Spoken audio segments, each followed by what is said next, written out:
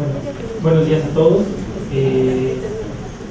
Primero que nada, esta ponencia que presento hoy en realidad es un trabajo conjunto que estamos realizando la doctora Gabriela Contreras y yo como parte de un trabajo de investigación del área de Espacio Social, Región y Organización Rural. Bueno, la doctora Gabriela está atendiendo ahora una comisión académica, entonces por eso no pudo estar acá, pero bueno, vengo en representación también de bueno, el tema que vamos a presentar en realidad es una primera aproximación a un problema de investigación que nos hemos planteado respecto a la participación política de los afrodescendientes en la Costa Chica del estado de Guerrero. Es un tema que nos parece que es bastante relevante, sobre todo por la ausencia de bibliografía que existe al respecto. Es decir, no hay muchos estudios que hablen respecto a la participación política de los afrodescendientes en general. La mayoría de los estudios, sobre todo antropológicos, versan sobre cuestiones evidentemente folclóricas, cuestiones de cultura, bailes, las danzas, cuestiones que tienen que ver, sin exagerar, incluso con la sexualidad, ¿no?, de los afrodescendientes.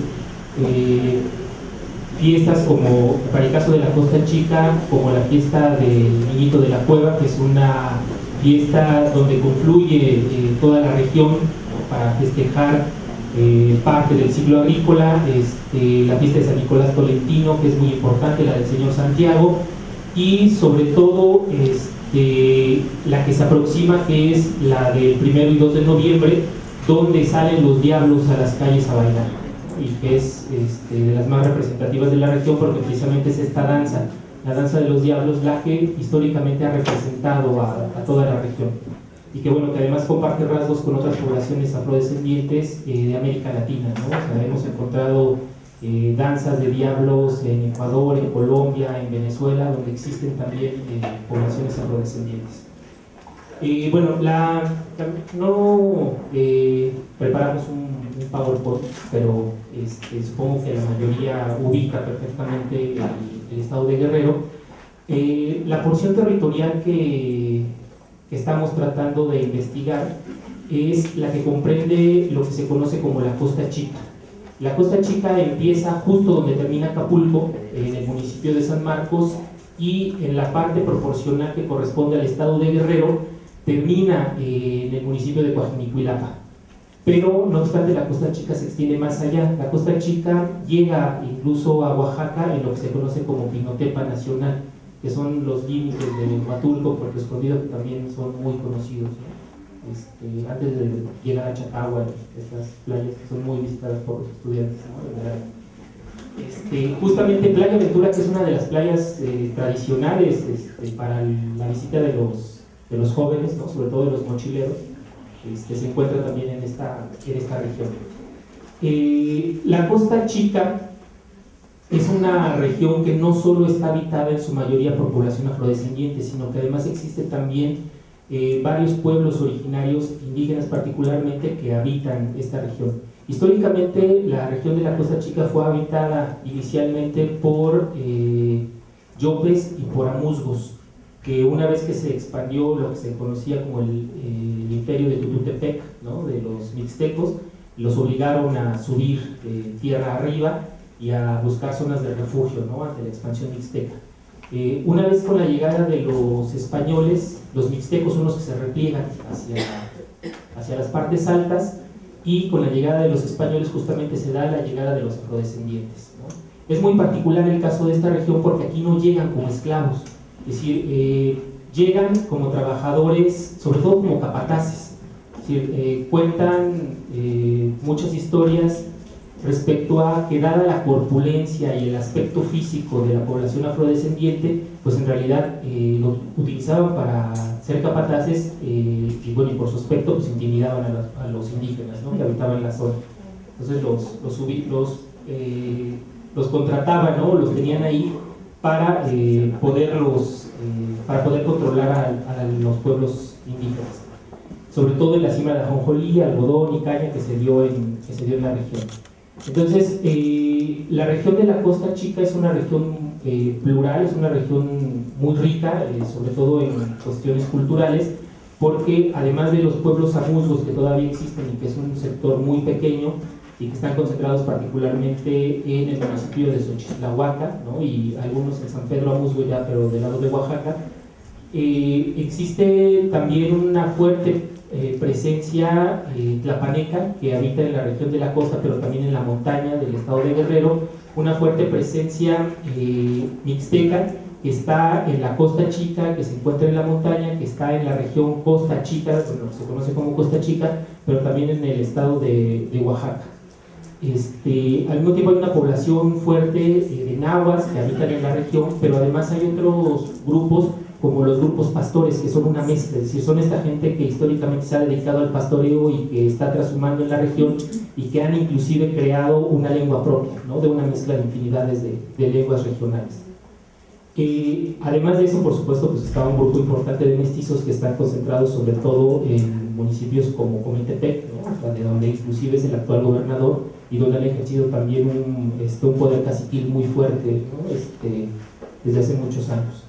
Entonces, esto le da a la región una particularidad muy interesante, que no obstante esta diversidad, hay rasgos que identifican a la gente que habita la Costa Chica como costachiquenses, y que es precisamente la música, en este caso las chilenas, los vestidos típicos, por supuesto el aspecto que tiene que ver con la gastronomía, ¿no? El acento, en muchos casos el calor, ¿no?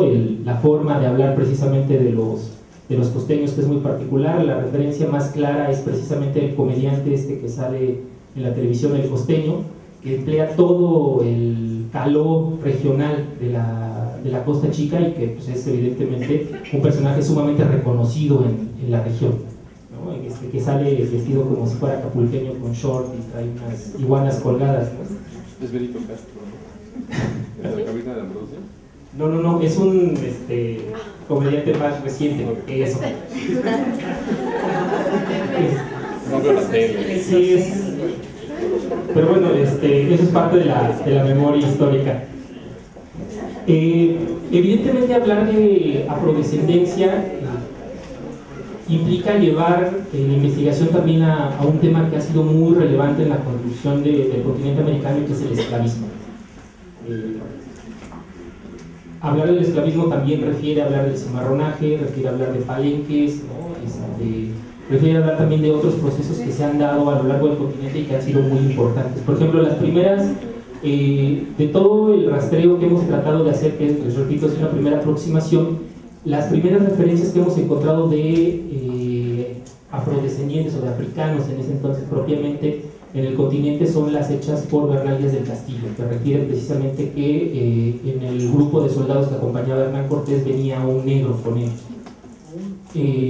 Esa es la primera referencia, bueno, la referencia más vieja que hay precisamente de incidencia africana en el continente americano, ¿no? Eso no quiere decir que no haya habido antes, hay otras teorías ahí respecto a que hubo, ¿no? Alguna especie de migración también anterior, pero de eso no hay ninguna certeza. Posteriormente, pues en la época sobre todo ya de la colonia, el nivel de población afrodescendiente se empieza a multiplicar. O sea, en primera instancia por la cuestión del esclavismo, es decir, la prohibición que se establece para esclavizar a los pueblos indígenas conlleva una posibilidad al mismo tiempo de expandir y de ampliar el esclavismo africano, además de estar regulado, ¿no? Por la corona. Entonces ello lleva a que un gran número de población descendiente de África venga a parar al continente en calidad de esclavo, y en otras regiones, como les repito, en el caso de la Costa Chica, que vengan a parar como trabajadores, ¿no? Es decir, sobre todo como capataces o como choferes en aquel entonces de carrozas, ¿no? O vaqueros. Entonces, por supuesto que la siguiente referencia que hemos encontrado es la que tiene que ver con las que se compilan en lo que se conoce como las leyes de Indias, y que tiene que ver justamente con toda la legislación respecto a su asignación territorial, lo que tiene que ver con su forma de vestir, lo que tiene que ver con las prohibiciones de portar armas, de vestir a la española, de montar caballo, que por supuesto que tenían que ver con el sistema de castas que prevalecía en ese entonces, ¿no? Y que prohibía a los negros, sobre todo porque los tenían en calidad de peligrosos. También encontramos un par de datos muy interesantes respecto a un par de revueltas que se dieron en la Ciudad de México, pese a que el tema de los afrodescendientes en la Ciudad de México no ha sido muy estudiado. Hay al menos un par de datos, una que habla de un fuerte rumor de una organización de negros que estaba organizando una rebelión, porque en la Ciudad de México particularmente se empleaban a los negros en el servicio doméstico, y que estaban programando precisamente una rebelión. Hay otro que sí es un dato más claro y que habla de un intento de rebelión que fue fuertemente castigado, y por supuesto los responsables fueron exhibidos públicamente y muertos, ¿no? En la plaza, en el Zócalo, para escarnio de todos los demás.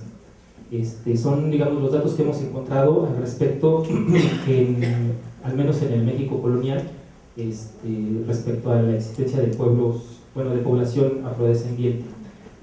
Luego, para 1537, que se descubren las vetas en Zacatecas, ¿no? En el Real de Zacatecas, ahí es donde hay otra presencia fuerte precisamente de población afrodescendiente, y posteriormente otra gran migración o incorporación de pueblos negros se da justamente en la época de la Reforma, con este intento de detener las invasiones apaches. Acuérdense ustedes que en esta época justamente había un fuerte empuje por parte de estos pueblos originarios del norte del continente, a los que se les había o se les estaba arrebatando su territorio, y que eran empujados prácticamente a migrar hacia el sur, y que representaban un peligro, ¿no? En este caso para los pueblos fronterizos, que empezaron a ser poblados en aras de establecer una especie de pueblos de contención frente a las invasiones apaches. O sea, y eso en gran medida pues, explica otros procesos, ¿no? Como los que se dan posteriormente en la Revolución Mexicana, ¿no? Particularmente con los que vienen de la División del Norte. Pero es justamente en esta época, alrededor de mitad de 1800, que llegan los mascobos y que se establecen precisamente en la parte del norte del país, en Coahuila particularmente, y a los que tampoco ha habido muchos estudios, ¿no? Una compañera que perteneció al área de investigación, fallecida hace algunos años, ¿no?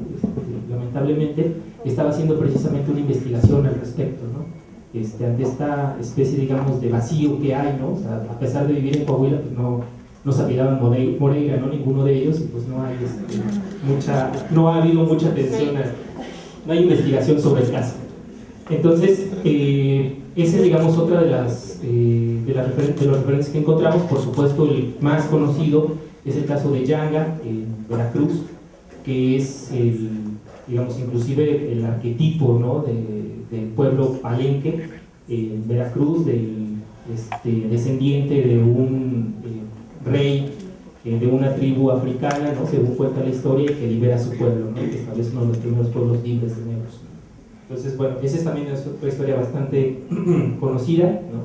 Pero además también recordemos que Hidalgo, en su gesta independentista, una de las primeras cosas que hacía era prácticamente abolir la esclavitud en cada lugar que se paraba, ¿no? Y recordemos también que, por ejemplo, Morelos, ¿no? Que ha sido históricamente considerado como un mulato o reconocido como un mulato, pues fue también de los principales artífices del proceso de independencia en este país, ¿no? Y a él le debemos precisamente la declaración de los sentimientos de la nación, que ha sido uno de los documentos más importantes para sentar las bases precisamente del proceso de independencia en México, que proscribe, por supuesto, el sistema de castas y la esclavitud. Entonces, es justamente en este momento que empiezan a tener más interés o mayor atención, sobre todo de la parte académica. Y es en los años 70 surge el programa Afroamérica, que se llama así, o la tercera raíz, y de ahí se derivan, ¿no? otro programa que surge a finales de la década de los 80, que se llama Nuestra Tercera Raíz, ¿no? Que es un programa que ya tiene apoyo gubernamental. Después de estos esfuerzos, ¿no? Sobre todo a nivel académico, viene 1992, bueno, el periodo que comprende el entorno de 1992 y el intento de celebración o de conmemoración de los 500 años del descubrimiento de América.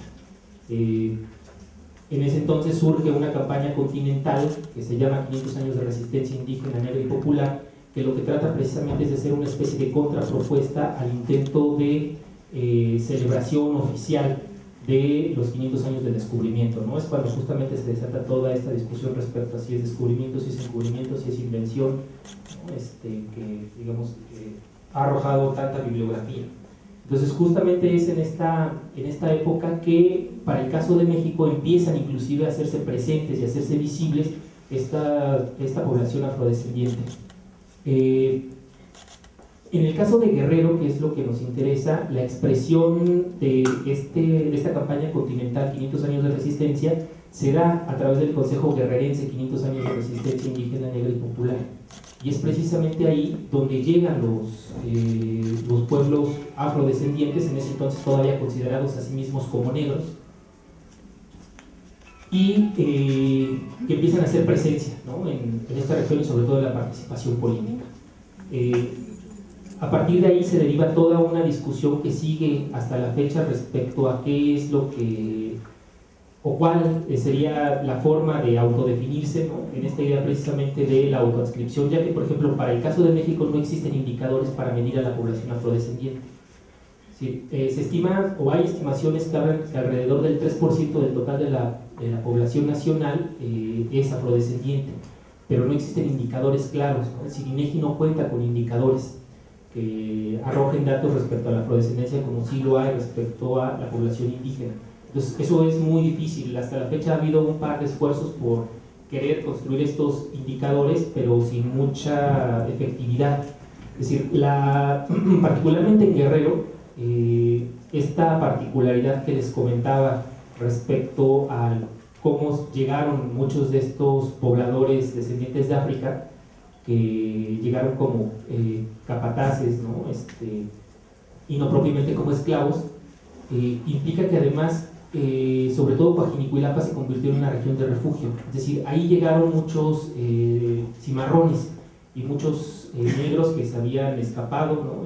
Y que habían encontrado en Coajinicuilapa una región de refugio para sobrevivir, ¿no? Ya libres.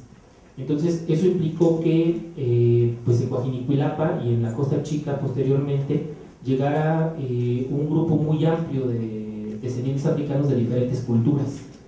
Es decir, lo que implicó a la larga que se perdiera la religión, que se perdiera la lengua, de hecho lo único que hablan es castellano, que se perdieran muchas de las tradiciones y sobre todo que se mezclaran, ¿no? Es decir, que hubiera un proceso muy amplio de mezcla con los pueblos originarios. Entonces eso lleva precisamente a la imposibilidad de establecer fronteras claras respecto a qué es lo propiamente afrodescendiente en la Costa Chica y qué no.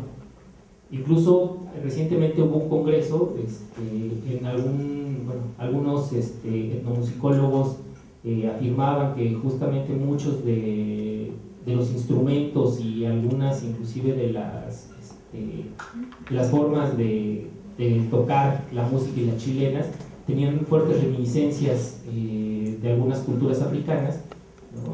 Por ahí llegó un investigador gringo a decir que no, que en realidad no había absolutamente nada, ¿no? De reminiscencias africanas ya en la música de la Costa Chica. O sea, lo que representa en realidad es un fuerte debate respecto a dónde empieza y dónde termina, ¿no? Culturalmente la población afrodescendiente. Además hay otra particularidad justamente en la Costa Chica y es la